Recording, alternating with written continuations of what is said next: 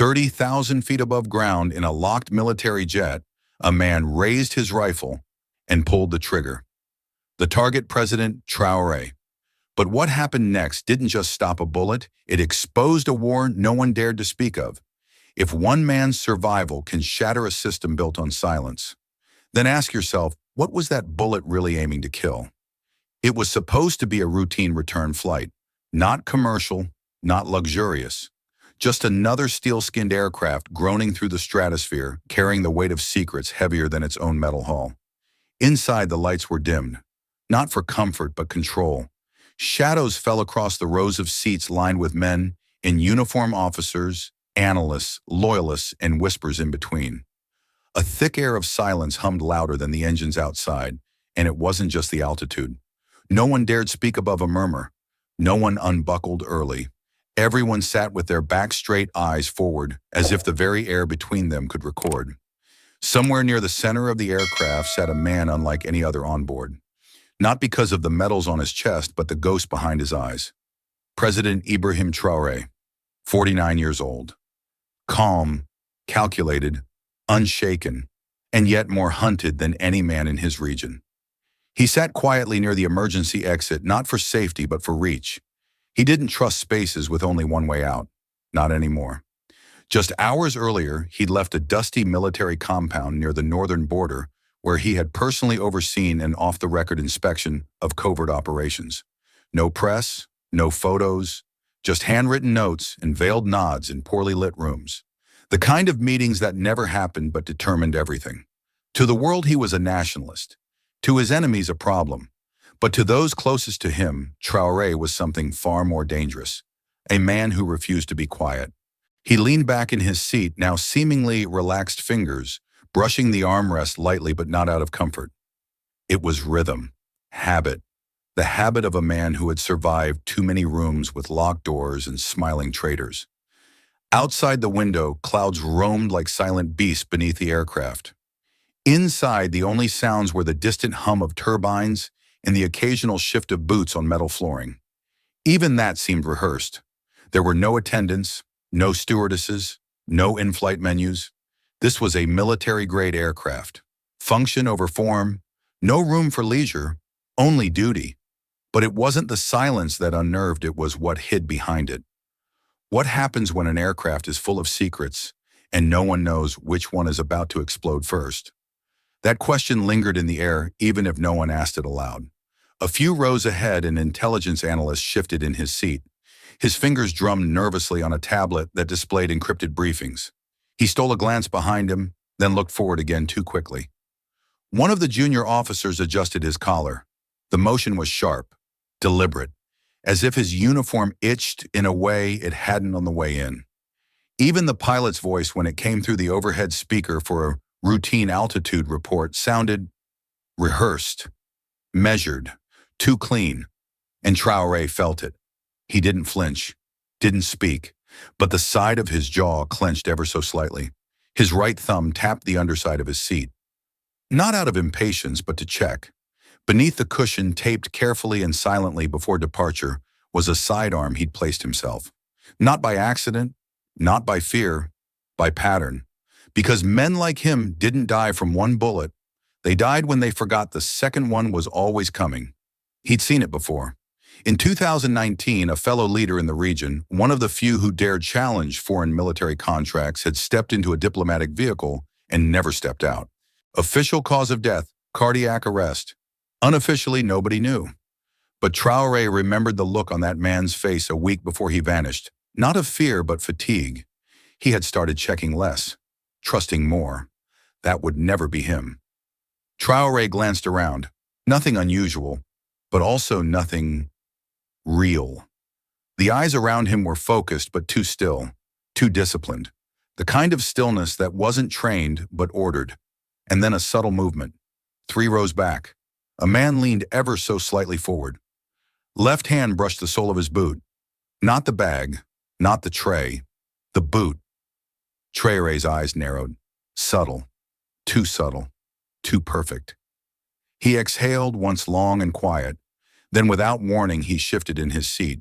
Slightly. Not enough to alarm. just enough to move his heart 2 inches off center. That movement would save his life. But no one on that plane, not even him, could predict what would happen in the next 60 seconds.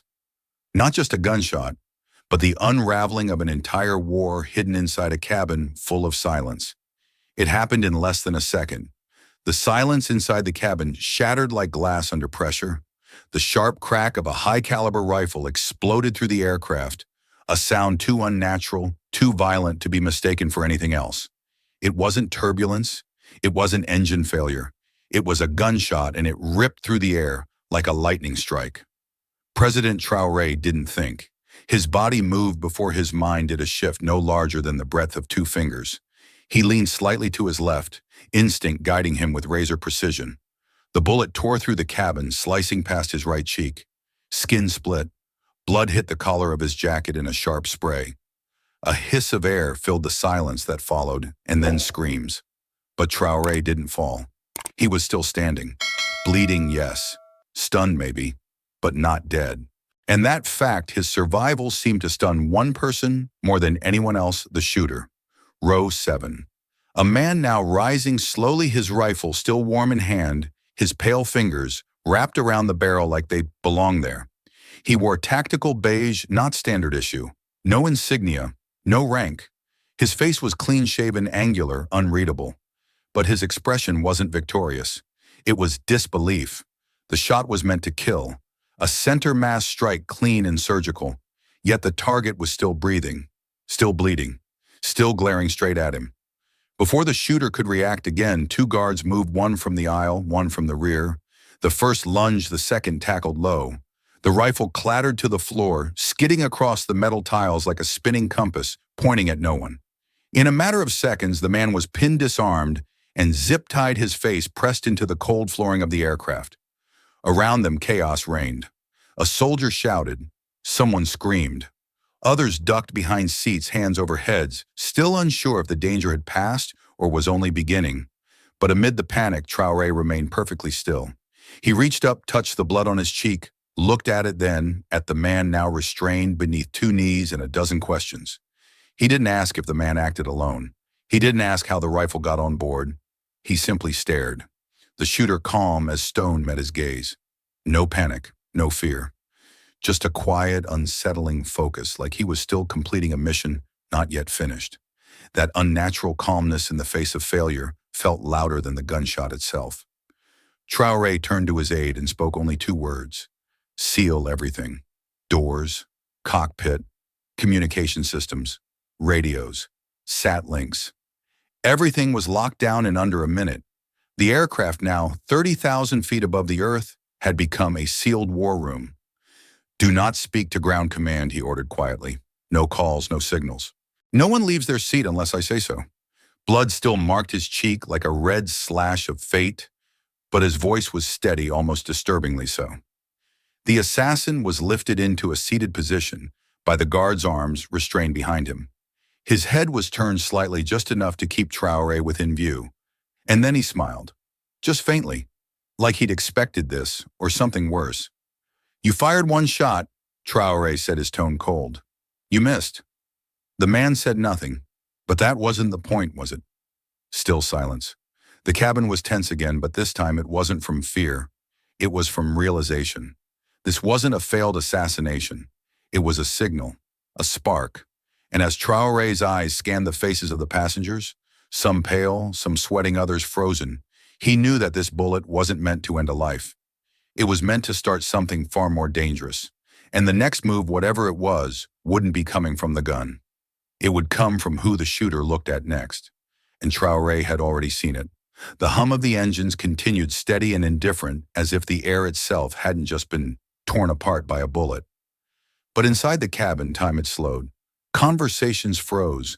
Even breath felt heavier. President Ibrahim Traoré remained standing, blood now drying like war paint across his cheek. Around him, soldiers moved quickly, executing silent orders with the precision of men who knew when their president's voice meant life or death. No one speaks to the ground, Traoré commanded. No radio, no satellite uplink. Shut down all external comms. This aircraft stays sealed until I say otherwise.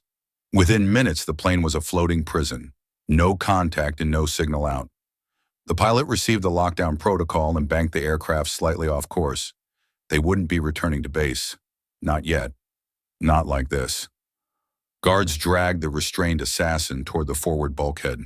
His hands remained tied, his posture still oddly composed. He looked more like a man waiting for a meeting than one who had just tried and failed to murder a head of state. Even with blood across his temple from the takedown, he didn't squirm, didn't curse, didn't ask for a lawyer or plead for mercy. Traoré stepped in front of him.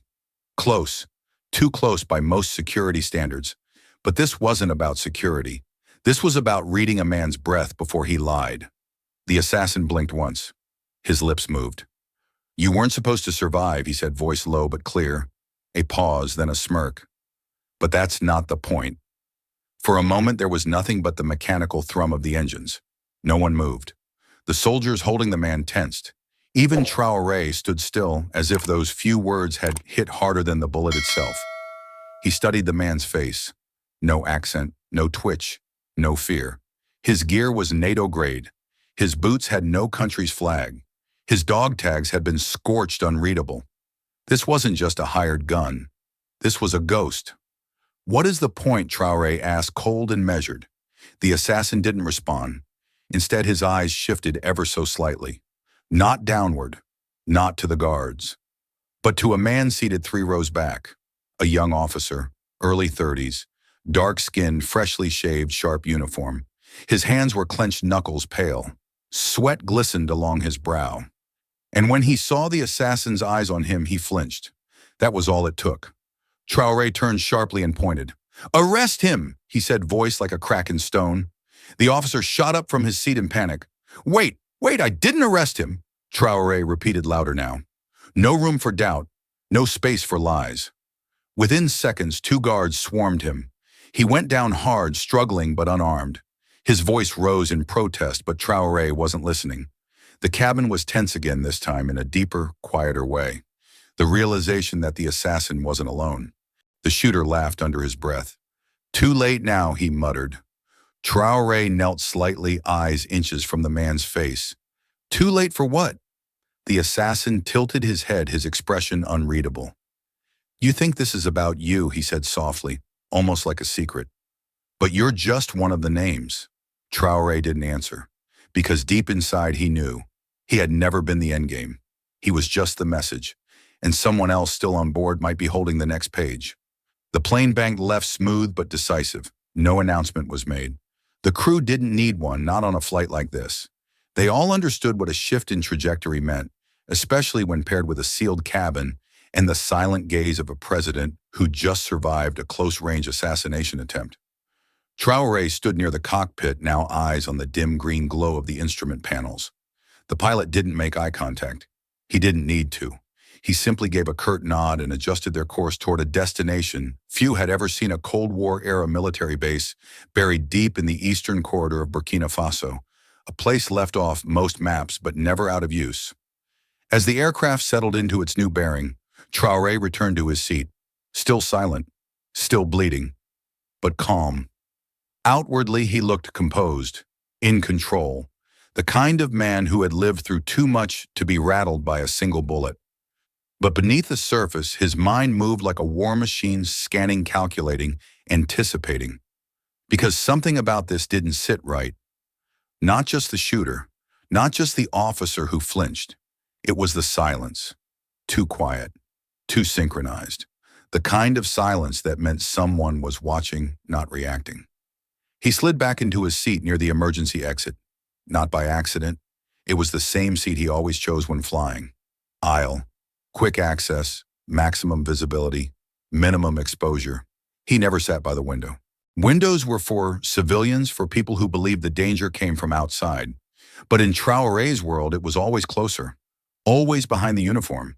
With his fingers, he gently tapped the underside of his seat, right where the frame met the base cushion. The faint click told him it was still there, a sidearm. A compact Beretta holstered upside down, secured with adhesive and tape. He had placed it there before boarding, as he did before every mission flight. Not from paranoia, from memory. Because 6 years ago, he hadn't been this careful. It was supposed to be a routine intelligence briefing, a building in the capital, 3 guards, broad daylight. He remembered walking through the marble hallway, the echo of polished shoes, the glass reflections casting prisms across the floor. Then a sudden silence behind him. A thud. One of his guards had collapsed. No stumble, no cry, just down. By the time the second body dropped, Traoré was already running not away, but toward a door none of his enemies knew existed. A kitchen corridor, a service tunnel. He remembered the smell of bleach in overcooked rice as he passed through. He remembered the third bullet missing him by inches. And more than anything, he remembered the sound of the man chasing him. Not fast, not frantic, disciplined, trained, sent. Since that day, he no longer trusted doors he didn't unlock himself. No longer assumed uniforms meant loyalty. No longer sat in rooms without exits on both ends.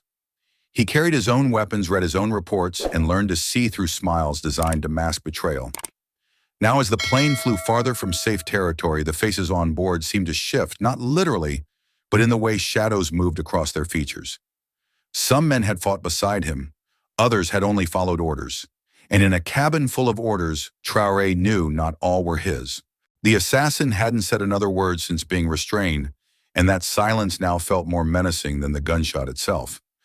His posture remained unsettlingly composed, chin lifted slightly, breathing steady, as though he were the only one on board not caught off guard.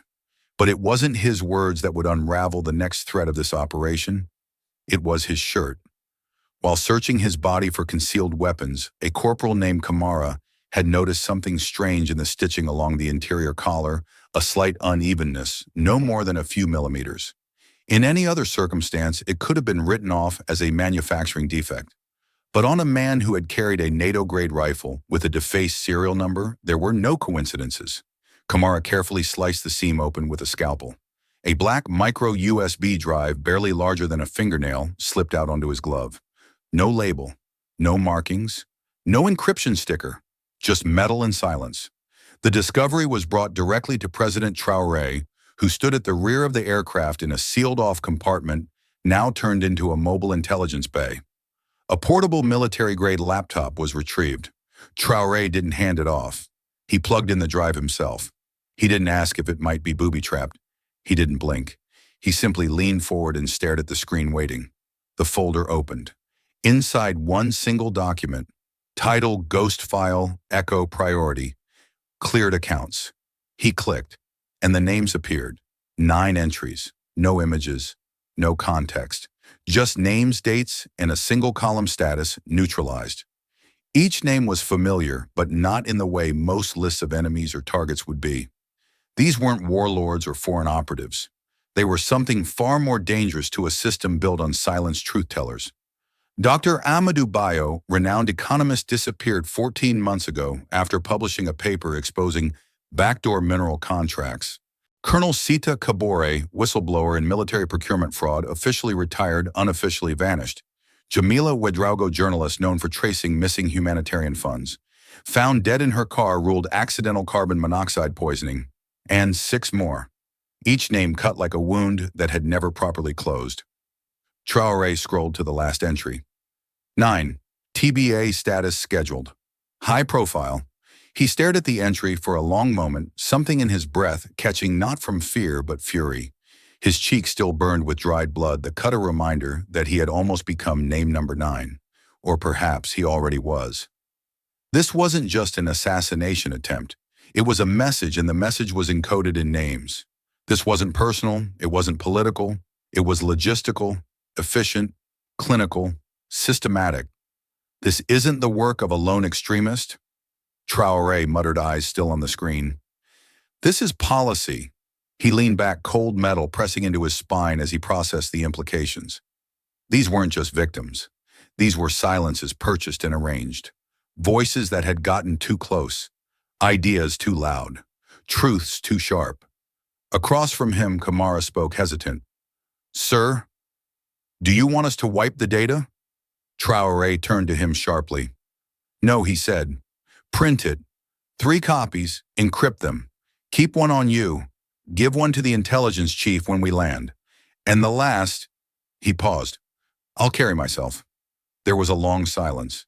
Then the sound of paper feeding through a portable secure printer. Traoré studied the names again. Some had been friends, others rivals. All of them had stood for something inconvenient. And now they were all gone, erased, not with fanfare, but with quiet, deliberate force. What unsettled him most wasn't the list. It was how organized it was, how clean. This wasn't war. It wasn't even politics. It was administration, and he wasn't dealing with enemies anymore. He was dealing with a system. The printer clicked and hummed slow and deliberate as each page fed out black ink, staining white paper, with names that no longer existed in the official record. But to Traoré, each one was a thunderclap of memory. He took the printout with both hands, his fingertips brushing against the first name. Amadou Bayo, a genius in numbers but a louder voice in justice. Traoré had once debated him on national television, a spirited, heated argument about economic sovereignty. Bayo had challenged him publicly, ruthlessly, but with honor. 2 months later, his car exploded at a checkpoint in what was claimed to be a misidentified threat. Traoré had attended the funeral in silence, face stoic. But that day had marked a turning point. He'd stopped believing in accidents.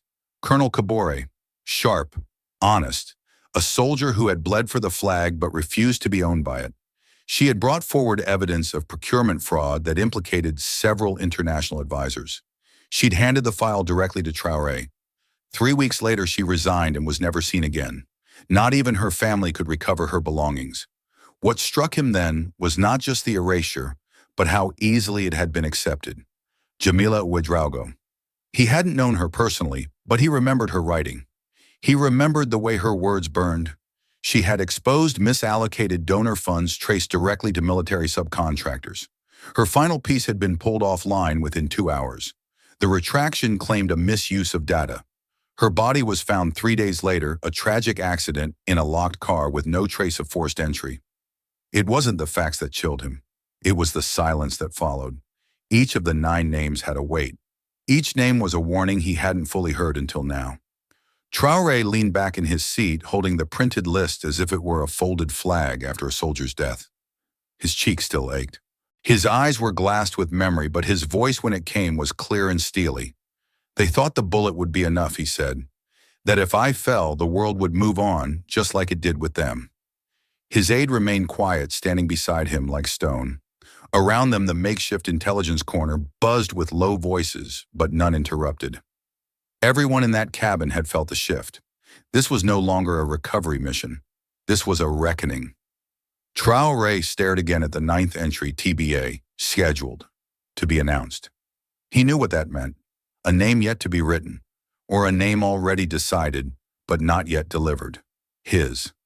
Still, there was no fear in his face, only a calm forged by years of betrayals of watching colleagues buried under silence while he stood atop podiums built on the weight of their graves.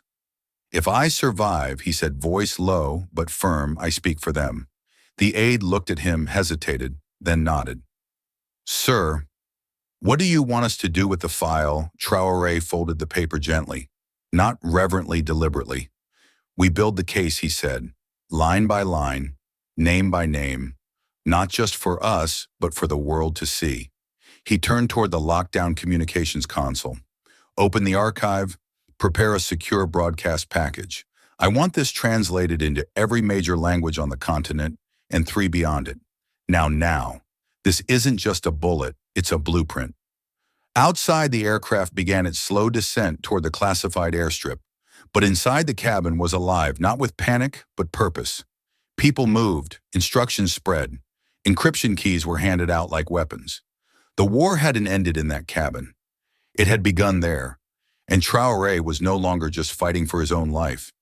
He was fighting for the memory of 9 silenced voices and the millions who never knew their names. The chamber was built like a bunker carved into the stone beneath the secret base. Walls were lined with thick composite panels designed to swallow sound. Cameras rotated silently in the corners.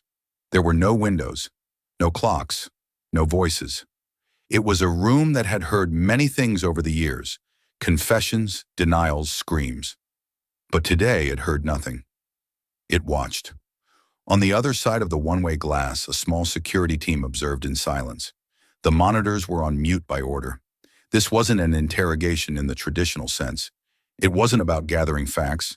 It was about reading a man's silence. Inside, under the cold overhead light, the assassin sat alone. He was cuffed at the wrists and ankles, chained to a floorbolt in the center of the room.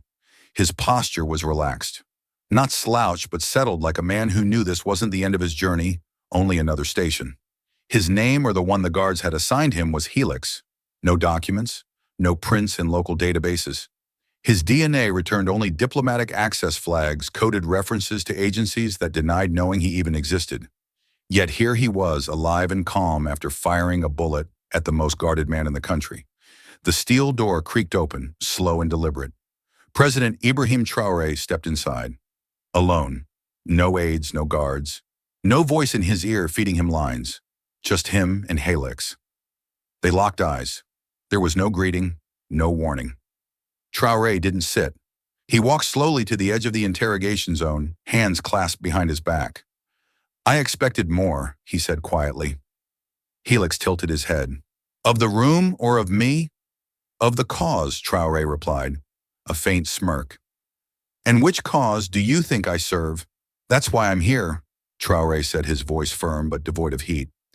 "Not to ask who sent you. I already know that answer means nothing. But I want to know this: why people like you agree to die for something they won't even name." Helix didn't respond immediately. His gaze flicked up to the corner cameras, then back to the man in front of him. His fingers twitched once, a nervous tick, or perhaps something trained. "You think this is about you," he said at last. Traoré nodded. "I've heard that line before." "But it's not," Helix continued. "You're not the target. You're the symbol. You're the portrait they burn first so people forget what it looked like." Traoré stepped forward just once. No fear, just presence. "And who's painting that portrait now?" he asked. Helix's smile faded. For the first time, his face changed. Not in emotion, but in purpose. As if he realized Traoré wasn't here for vengeance. He wasn't here to extract a name. He was here to extract truth. "I came here alone," Traoré said, "because I don't want a report. I want clarity. I want to know if men like you actually believe in what you do, or if you've simply rented your hands to someone else's cause." Helix breathed in slow. "Belief is a luxury of people with names." And killing Traoré countered. "Is that the purpose of the nameless?" "No," Helix said. "Erasure is." That word hung heavy in the room. Erasure.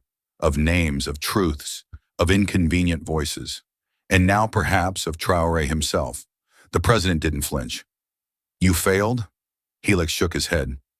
"Did I?" Traoré stepped even closer, their shadows now nearly touching. "If the goal was a symbol, you've just created one stronger than any headline could destroy." Helix looked up. His voice was low, almost sympathetic. "Then they'll send someone better." Traoré paused. The steel resolve in his eyes never wavered. "Let them." He turned and walked to the door. But just before it closed behind him, Helix spoke one last time. "They already have." The lock clanged shut behind him, but the words lingered, echoing like a whispered prophecy. Outside the hallway, lights flickered once. Somewhere deeper in the base, a server activated. A new signal blinked to life. And Traoré understood the bullet was only the first message. The war wasn't around him. It was inside his ranks. The next time President Traoré stepped into the interrogation room, the air was heavier. The silence wasn't just thick, it was strategic. Every word now mattered. Not for evidence, not even for leverage, but for understanding. Because Traoré knew that behind this man, behind this failed shot, was something far larger than personal hatred. Helix was waiting, still cuffed, still steady. He hadn't asked for food or water. He didn't ask for a lawyer. He didn't ask for anything. He simply waited like a man who knew his message hadn't yet finished delivering itself. Traoré sat down this time, not as an equal, but as a listener. There were no scripts, no officers, no lawyers.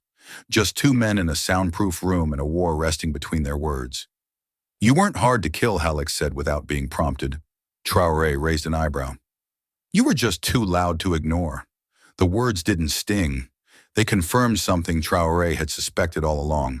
This hadn't been about logistics or timing. It wasn't about opportunity.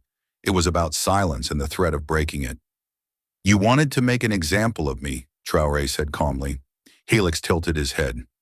No, we wanted to stop the example you'd already become. He leaned forward, the chain on his wrist rattling softly. You weren't just speaking for your country. You were speaking to others and they were listening. Traore's voice dropped. What do you call it? Helix smirked. Operation Helix. Fitting, isn't it? The president studied him. Named after you. No, Helix said with a hint of amusement. I'm named after it. A beat passed. Helix continued, voice smooth, rehearsed, but not robotic. It's a multi-phase containment operation. Targets are leaders not of armies, but of narratives.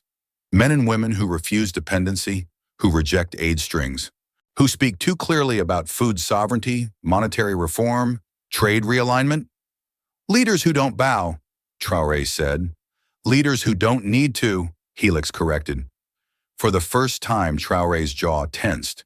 And who pays you? Helix's smile faded. His eyes met the president's with a strange kind of pity. People who are afraid of an Africa that feeds itself. The room held its breath. They're not afraid of your army, Helix said, or your missiles. They're afraid of your farmers, your engineers, your children asking why their schools teach them everything but how to build their own futures. They're afraid of a continent that no longer needs them to define what success looks like. Traore leaned forward, elbows on the steel table, voice low and sharp. So you kill anyone who shows it's possible. Helix didn't nod. He didn't have to.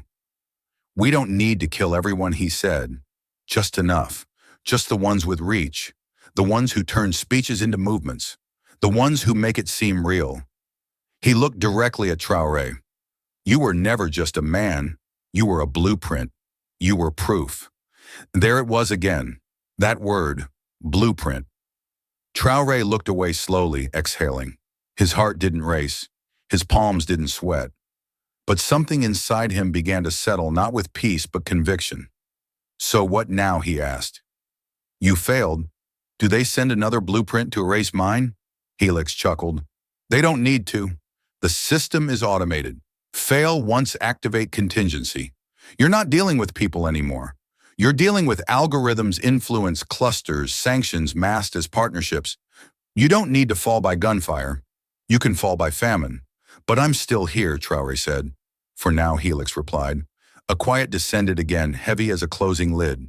Traore stood. He didn't look at Helix when he spoke next. I won't be erased. Helix didn't argue. You already were, he said. But now you're rewriting yourself. And that scares them more than any speech. As the steel door opened once more, Traore paused at the threshold.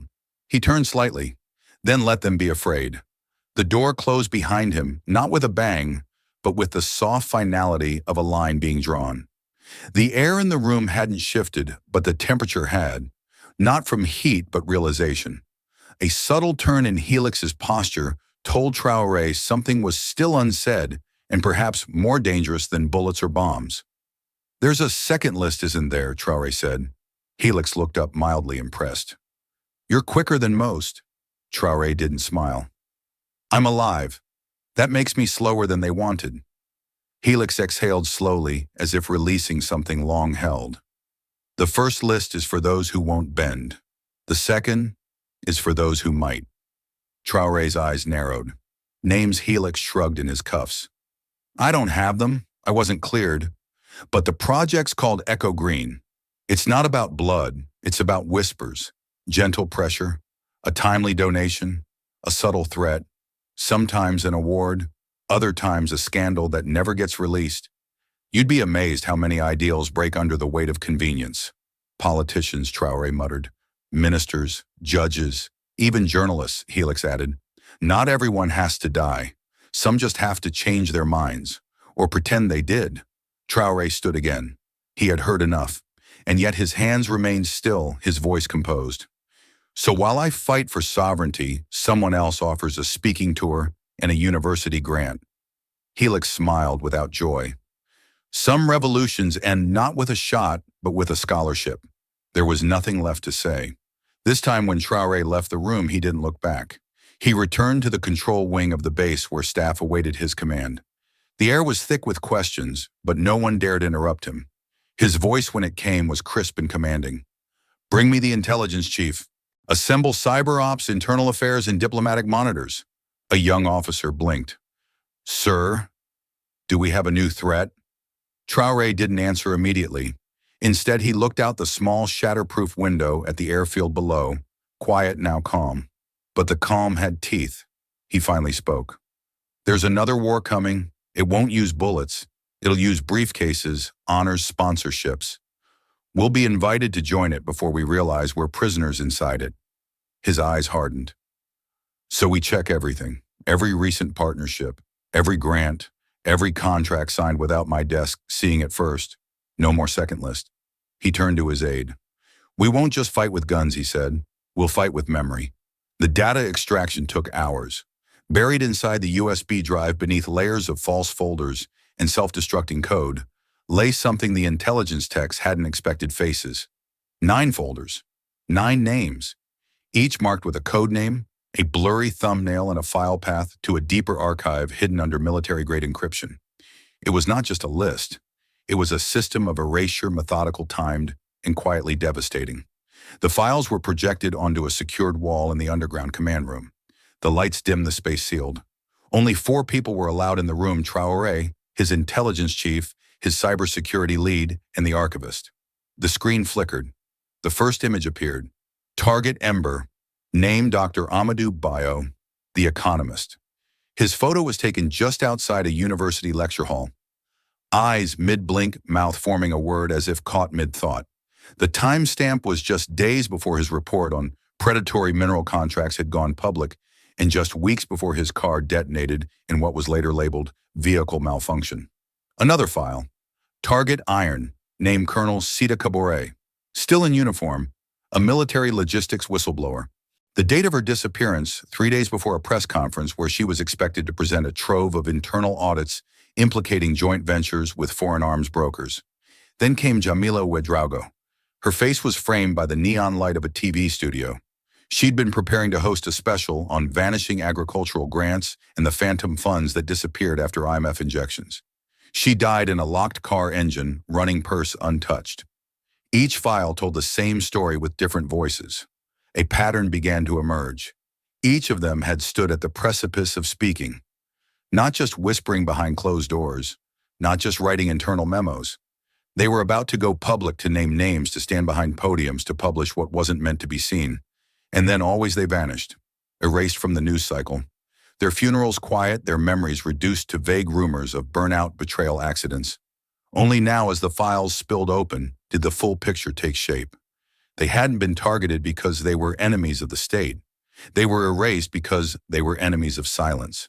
Traoré stood still through it all, hands clasped behind his back. He didn't flinch when the death logs rolled in or when classified diplomatic notes were displayed, showing Western embassies pushing to avoid public escalation or respect national jurisdictions. His jaw tightened only once when a file opened on a name he hadn't heard in years. Professor Aimé Tal, his former mentor at university. She had vanished 5 years ago after criticizing a proposed trade agreement during a televised debate. The report had said she'd retired abroad, but here in black and white was her dossier. A photo of her stepping out of a cab, a timestamp, a location: Ouagadougou International Airport, status processed. He said nothing, but something inside him fractured deeper than before. The intelligence chief broke the silence. Sir, these weren't assassinations. They were logistics, scheduled disruptions. No, Traoré said quietly. They were surgical silences. He stepped forward closer to the glowing wall of names and faces. Every one of them had something in common, he continued. They refused to treat foreign aid as salvation. They saw the strings. They exposed the terms. They understood that poverty can be engineered. He turned to the room, and every one of them disappeared the moment they found the microphone. There was no applause, no nods, just silence. But it was a different silence than before, not imposed but heavy with awakening. Traoré faced the screen again. This isn't a list of martyrs, he said. It's a list of unfinished sentences. Then he gave the order: compile it, publish it. Name them in every dialect spoken from coast to coast. He paused. If they erase their lives, then we'll amplify their memory. And for the first time in days, he didn't feel like a survivor. He felt like a witness. At first glance, the numbers didn't scream. They whispered. Quietly tucked into the budget spreadsheets for agricultural security enhancements, anti-fraud rural allocations, and soil integrity interventions were a series of line items that seemed routine, harmless, even helpful. But Traoré had learned not to trust harmless things dressed in technical language. He sat with the audit team in a locked conference room beneath the intelligence wing. Spread across the table were decrypted transfers, contractor names, grant signatures, and regional ministry approvals. Each bore stamps from major aid agencies. Each was buried under 10 layers of innocuous terminology. But once you followed the paper trail, the illusion collapsed. A 3.2 million CFA disbursement labeled Equipment Logistics, Zone 4B Agro-Sensitive Region, had been transferred to a shell company called Floratech Services. The company traced through 6 subsidiaries had no physical address, only a contact link routed through an encrypted server in Zurich. Floratech's equipment, as it turned out, was never farm machinery. It was surveillance drones, tactical grade, military surplus, purchased not for protecting crops but for tracking people. Another item under fertilizer contingency distribution support moved 2.1 million CFA to a project titled Grain Safe, supposedly funding pesticide lockdowns in drought-prone areas. The real recipient, a retired private security firm known for asset extraction and zone stabilization during civil conflicts. Their record 11 missions, 8 confirmed deaths. Traoré didn't speak for a long while. He stared at the columns of sanitized language of violence written in code. He pointed at one. Who approved this? The finance officer hesitated. Technically, a panel from the Agricultural Oversight and Foreign Partnership Committee. They approved it under emergency discretion, citing risk of sabotage in seed vaults. Sabotage by who, Traoré asked. There was no answer. The deeper they went, the clearer it became. Assassinations weren't paid for in sacks of cash, dropped in dark alleys. They were processed through international project codes. They were wrapped in words like stabilization and security risk mitigation. Each bullet had a receipt. Each body had a funding source. And the paymasters, aid agencies, or rather institutions that wore the skin of aid while feeding a machine of influence. Multiple reports cited strategic rural stabilization as grounds for direct action, not against warlords or insurgents, but against actors disrupting cooperative infrastructure. A vague term, but when cross-referenced with the USB data, every victim fell into that definition. They weren't terrorists. They were inconvenient thinkers. Traoré stood from his seat, voice low but firm. I want a list of every foreign-funded project that overlaps with domestic intelligence operations. Anyone involved oversight logistics contracting, flag them. The intelligence chief nodded. That's a long list, sir, Good Traoré replied. Then it's time we start reading. But the most damning line was found by a young analyst just before midnight, a memo buried inside a grant submission for post-harvest security training, signed off by a Western consultant. The note in plain English read, ensure regional agitators are neutralized by Q3, emphasis on soft coordination, no direct attribution, a quiet sentence, a genocidal idea, wrapped in strategy speak. The room froze. No gunfire, no shouting, just the hum of electricity and the quiet sound of a continent realizing it had been paying for its own silencing, one budget line at a time. Traoré circled the table, picking up the memo. He folded it gently, then spoke. They didn't just weaponize our resources, they weaponized our trust. It was past midnight when the final folder was decrypted. The room had emptied out hours ago, but President Traoré remained seated in front of the dimly glowing screen. The data had been sorted, cataloged, cross-referenced. Faces had become names, names had become stories, and stories had become evidence. But now the last folder clicked open with a soft digital chime, and what emerged wasn't a shock. It was something colder. It was recognition. Target code name Root. Name Professor Aimé Tall. Status cleared silent. Date of disappearance, February 8th, 5 years ago. Location, Dakar departure gate. A blurred security photo accompanied the file. It showed a woman in a dark coat pulling a wheeled suitcase mid-step at an airport terminal. The grain of the image was poor, but the posture was unmistakable. Her back straight, chin lifted, still proud, still defiant. Traoré stared at the screen, the silence around him growing louder. To the rest of the world, Professor Tall had retired quietly after decades of academic and advisory work. She'd been a respected voice on economic decolonization, teaching young leaders to question the generosity of those who once enslaved them. She had taught him that sovereignty without control over food currency and education was just a flag on a rented balcony. She had shaped the spine behind every speech he had given. And then one day, she was gone. No funeral, no headlines. Just a vague announcement from a university press release: Professor Amy Tall has stepped away from public life to enjoy well-earned rest abroad. He'd believed it, or rather chosen to believe it, because the alternative would have broken something sacred. Now that alternative stared him in the face in the form of a time-stamped clearance order, marked with a red seal silent asset. Compromise, risk eliminated. Traoré didn't speak for a long time. He let the moment breathe. Then softly, to no one in the room, he said, "He didn't disappear. He was silenced. Not she. He." The slip wasn't a mistake. To him, Professor Tall had always been more than an educator.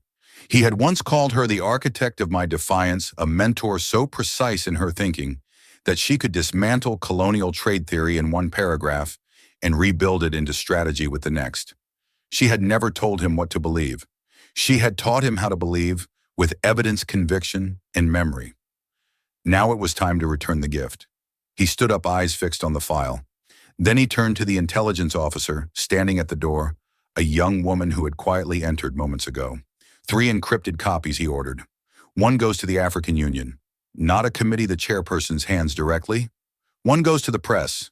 No intermediaries, no commentary, just the data. Let them interpret it. And 1, he paused. 1 we guard with blood. The officer hesitated.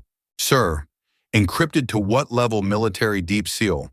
Triple key, and bury it in a place no server touches. He looked at the screen one last time, then nodded. I don't want this file to survive me. I want it to outlive all of us. Outside, the night was still, the base quiet, but a storm had begun to move across the continent, not in clouds or wind, but in hard drives, courier bags, whispered stories on radio waves. The ghosts were rising, and they had names again. And for the first time, Traoré wasn't just defending his life. He was defending a memory that refused to die. The room was stripped bare. No national flags, no gleaming emblem, no banner stretching across the back wall. Just a simple matte black backdrop and a single camera lens blinking, waiting. The podium was plain wood, unmarked. There were no security agents flanking the sides, no generals, no ministers, no audience. When the red light flicked on, it wasn't a politician who appeared in frame. It was a man. President Ibrahim Traoré stood with his hands flat against the podium, shoulders squared. There was no script in front of him, no teleprompter. The only thing resting on the table beside him was a folder, thick bound in dark leather, marked only with a small white symbol in the corner. That folder held the names, 9 and possibly more. As the broadcast cut across networks, overrides flickered across the screens of homes from Ouagadougou to Lagos, Dakar to Nairobi. On phones and radios in military bases and market stalls on university campuses, and beside kitchen tables, the continent stopped. And then he spoke. We do not seek revenge. We seek truth. The words hung in the air with more gravity than any slogan ever could. This message is not a declaration of war, Traoré continued, voice even, but it is a declaration of memory. He opened the folder slowly, deliberately. His fingers slid out a single photo. It was black and white, slightly pixelated. The face of a young journalist smiling mid-interview. Jamila Ouedraogo. She was 34 years old, he said. Her last article traced the disappearance of agricultural funds meant to feed rural children. She died 3 days later. The official story said carbon monoxide poisoning. The file we recovered says neutralized due to narrative risk. A pause. Then another photo. Colonel Sita Kabore, decorated, loyal, vanished the week she was set to speak about foreign military contracts misused for resource control. Officially retired. Unofficially erased, he continued. Photo after photo, name after name. This is not fiction, he said. These are not rumors. These are the receipts.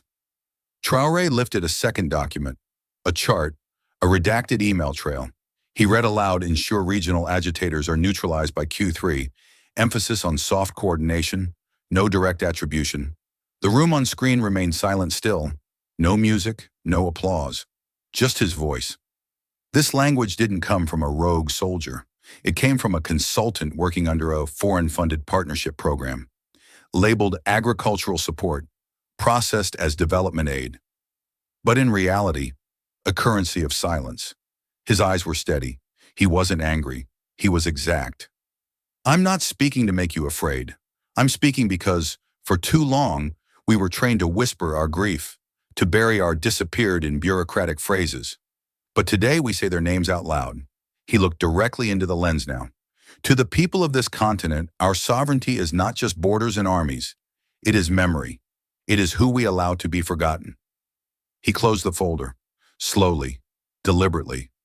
This isn't a line we cross in conflict. It's a line we draw in clarity. From this day forward, any deal, any policy, any support will face one standard. Does it serve the people or silence them? His final words were quieter, but they cut deeper than anything else said that night.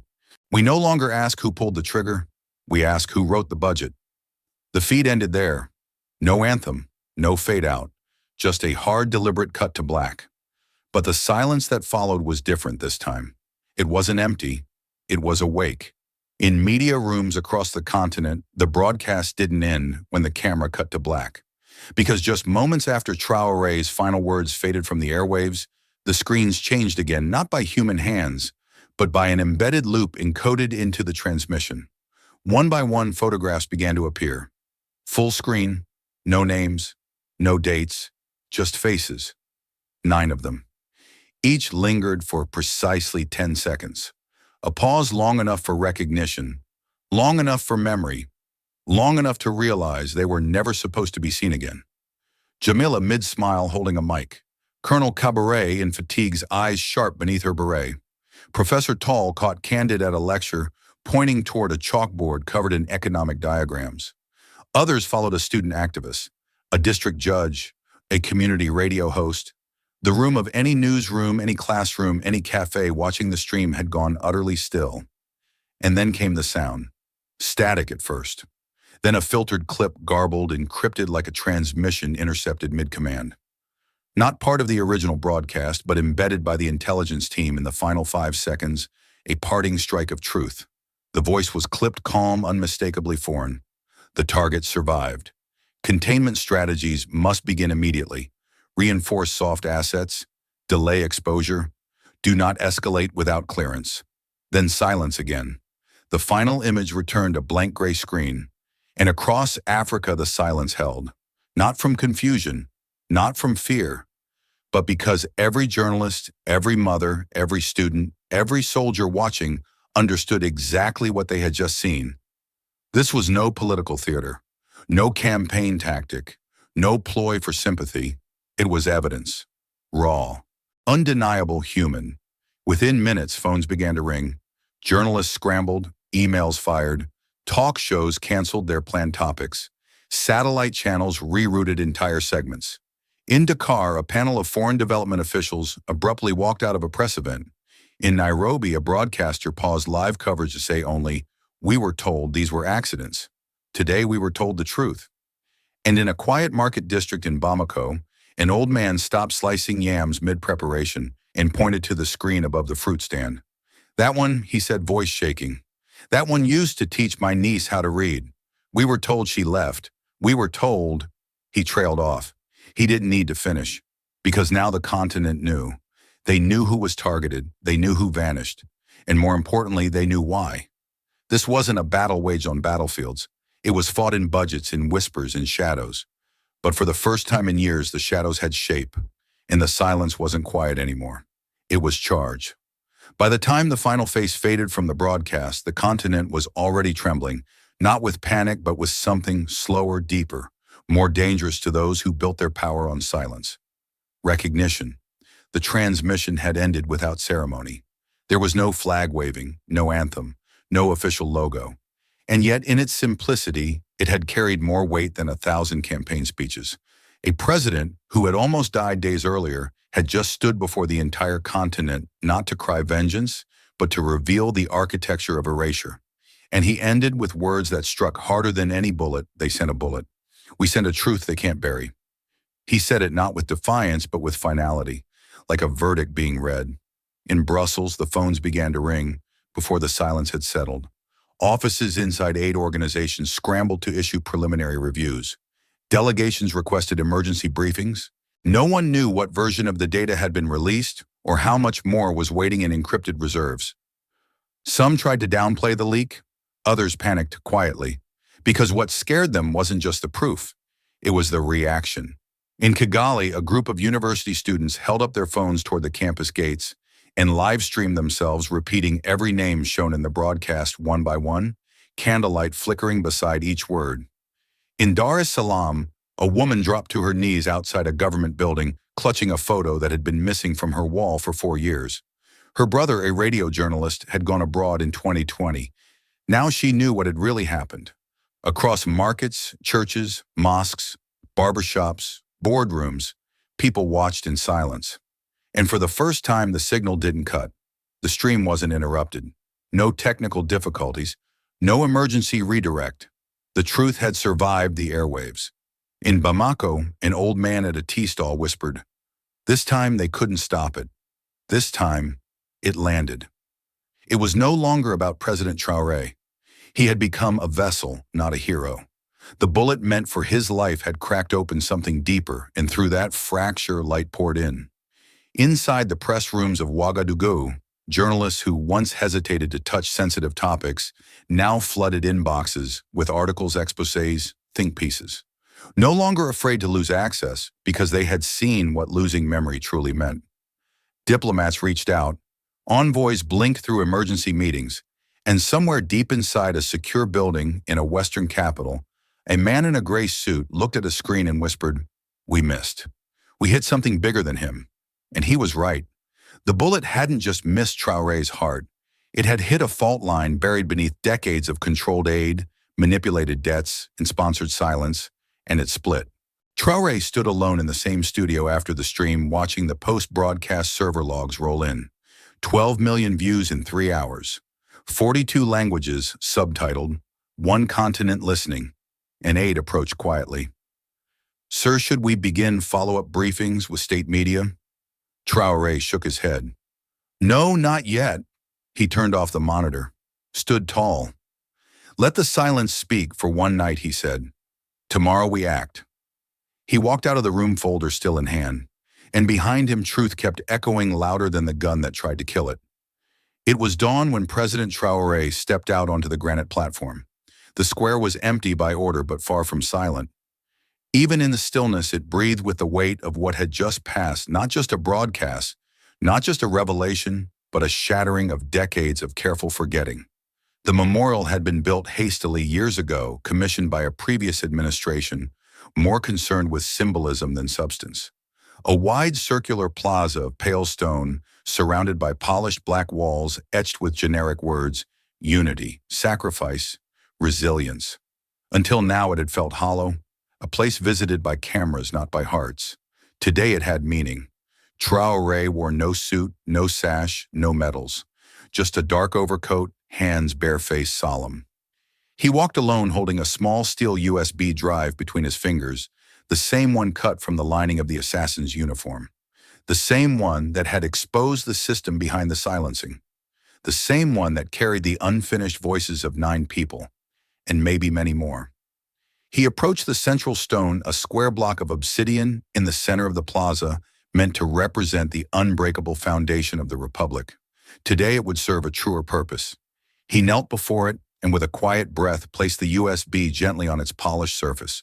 No speeches, no music, no script, just the wind, just history. For a moment, nothing moved. Then hidden projectors from the far corners of the square lit up. A single beam hit the obsidian stone. A second beam hit the air above it, activating a transparent screen that shimmered into existence. And slowly, without sound, the screen displayed a message. Words in white, steady, unblinking: truth, courage, freedom, refusal, not forgotten. Below them, 9 names faded in one at a time, as if returning from exile. Each name hung in the air for a heartbeat, accompanied by a grainy photo and a line of what they had stood for: Jamila Ouedraogo, voice of the voiceless; Hikulinarcita Kabore, shield against betrayal; Dr. Amadou Bayo, architect of fairness; Professor Aimé Tal, teacher of sovereignty, and so on. When the final name faded, the screen dimmed and silence returned. But it was not emptiness. It was a silence filled with presence. Behind the memorial walls, crowds had gathered silently. Traoré had forbidden press coverage, but still they came quietly, respectfully. Students, farmers, soldiers out of uniform, survivors of others who'd vanished without names. They watched through the iron gates, hands pressed to the bars. In that moment, they didn't chant. They didn't clap. They witnessed. Inside the plaza, Traoré stood again. His face did not show tears, but his breath caught ever so slightly when he looked up at the sky, wide open, unguarded. "They buried them without graves," he whispered. "So we built them memory." An aide stepped toward him. "Sir, shall we secure the USB now?" Traoré shook his head. "Let it rest here for one night. But if they take it," Traoré said, "then let them look into the eyes of the names they tried to erase. Let them feel watched by the truth." He turned once more to the obsidian stone, then walked away, footsteps echoing over the granite. Behind him, the screen continued to glow like a candle that couldn't be blown out. And the words remained long after he'd gone, not forgotten. The photograph was grainy, almost monochrome. A military aircraft caught mid-descent, its landing gear just kissing the tarmac, its body swallowed by the darkness of night. There were no soldiers in sight, no welcoming crowd, just the pale glow of floodlights and the vague silhouette of a man descending the metal staircase alone. The museum's plaque beneath the image read simply, "Flight ECH-01, Emergency Descent, March 12th. Classification Declassified Archive. Subject arrival of President Ibrahim Traoré following the assassination attempt." A little girl stood before the image, her nose barely reaching the glass barrier. Her hair was tied in uneven braids. Her shoes were too big. She held a pencil in one hand and a sketchbook in the other, pages full of half-drawn faces and stick figures in uniform. She stared at the photo for a long time, saying nothing. Behind her, her mother stood in silence. She was older than she looked, skin weathered, not by age but by waiting. On her wrist, a thin woven bracelet with 9 tiny knots. No words on it, just a rhythm of thread, each twist a memory. The girl turned toward her mother and asked softly, "Was he a soldier?" The woman's eyes didn't leave the photograph. Her lips pressed together, holding something between sorrow and pride. Then she knelt beside her daughter, brushed the girl's cheek with her thumb, and said, "No, he was the man who refused to die quietly." The little girl blinked. "Like in the book?" she asked. "The one who sent the message before the lights went out?" The mother nodded once. "And people listened," she added, "even when the ones with bigger voices tried to make us forget." The girl looked back at the photograph, then began to sketch quickly. Her pencil moved in circles, drawing not the plane, but the light above it, the beam that cut through the dark, sharp, and unwavering. At the bottom of the page, she wrote in small, uneven letters, "Truth doesn't land. It arrives." Her mother smiled just for a moment before her expression crumbled. A single tear rolled down her cheek, cutting a trail through powdery dust. She turned her face away quickly, but not fast enough. The girl noticed. "Why are you sad?" The mother shook her head, voice gentle but heavy. "I'm not sad," she whispered. "I'm remembering." They stood there a while longer. Around them, the museum remained quiet, a temple of shadows and artifacts. But that small corner framed by an old photo and a child's drawing felt alive. It didn't need glass displays or dramatic captions. It had a tear, a sketch, a sentence whispered from one generation to the next, and that was enough. Outside the museum, the streets were stirring. A new morning stretched across the horizon. But inside, the photo remained unchanged. A man stepping off a plane. A moment caught just before history decided what to do with him. The first to flinch was not a country, but a consortium. 3 days after Traoré's broadcast, the Pan-African Development Accord's regional chair quietly withdrew from a high-profile summit in Lusaka. The official reason: schedule adjustments. But insiders leaked a memo detailing concerns about reputational exposure and unintended overlaps with intelligence partnerships. The cracks had begun. What had once been an invisible architecture of influence, obscured by paperwork, technical language, and soft diplomacy, was now struggling to hold its shape under the weight of public attention. No one wanted to be caught defending the facade when the bricks began to fall. In Nairobi, a journalist released a four-part podcast tracing aid disbursement networks from rural Burkina Faso to offshore banks in Malta. The story trended across 5 countries within hours. In Accra, students protested outside the Ministry of Finance, holding signs that read, "Truth needs no budget. Silence always had one." Even inside agencies once thought untouchable, internal emails began to leak. One thread sent from a project liaison in Geneva simply read, "If even half of what was shown is real, we're standing on a graveyard we paved ourselves." For decades, nations had been conditioned to stay quiet, to receive aid with bowed heads, to accept development that came with conditions, clauses, and silence. Traoré's address hadn't just exposed a system, it had given others permission to question it, and they did. Country after country began quietly auditing their aid inflows, their consultant contracts, their ghost projects that consumed money but produced no outcomes. Some embassies requested meetings to clarify our partnership frameworks. Others went fully dark, pausing programs and distancing themselves from previous alliances. But the most symbolic shift came from the streets. In Maputo, a mural appeared overnight. Painted in black and red, it showed a row of silhouetted figures, eyes closed, mouths stitched shut, standing in a burning field. Above them, one figure stood alone, mouth open, holding a USB drive like a torch. The words, "Beneath memory is the fire they cannot put out." The mural was shared millions of times. It wasn't sanctioned. It didn't come from a committee or ministry. It came from people. The same people who had once walked past monuments in silence now turned themselves into monuments, speaking, writing, painting, marching. Because it was no longer just about Traoré. It was about the unspoken war they all recognized now.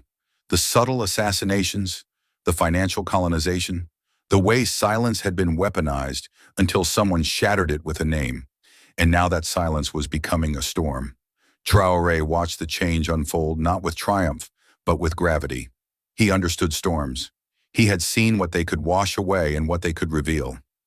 One night, speaking privately to his advisors, he said, "They tried to erase them, but we turned them into a monument too loud to ignore."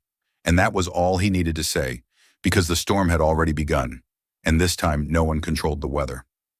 The marble halls of the African Union headquarters were still save for the slow click of footsteps.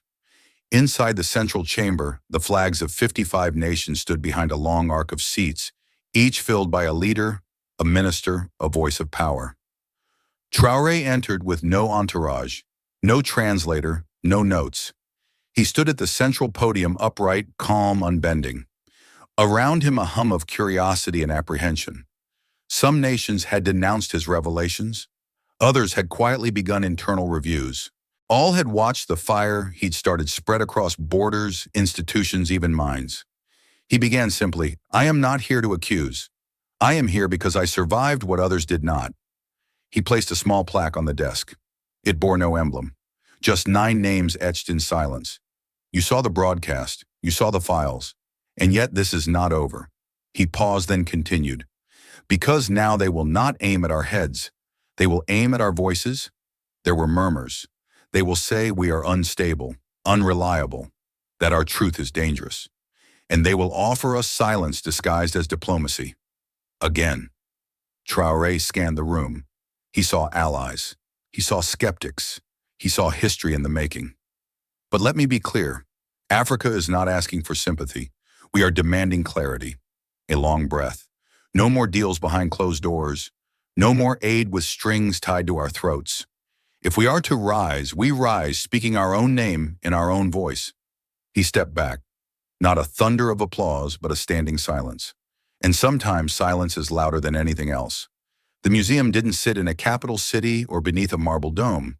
It was built on the edge of a former airfield, the very one where flight ECH-019 had landed in darkness. Now sunlight bathed its clean walls, its wide glass windows reflecting rows of trees planted for every silenced voice. Inside the first exhibit wasn't a weapon or a timeline. It was a wall of portraits, names, recovered stories reclaimed.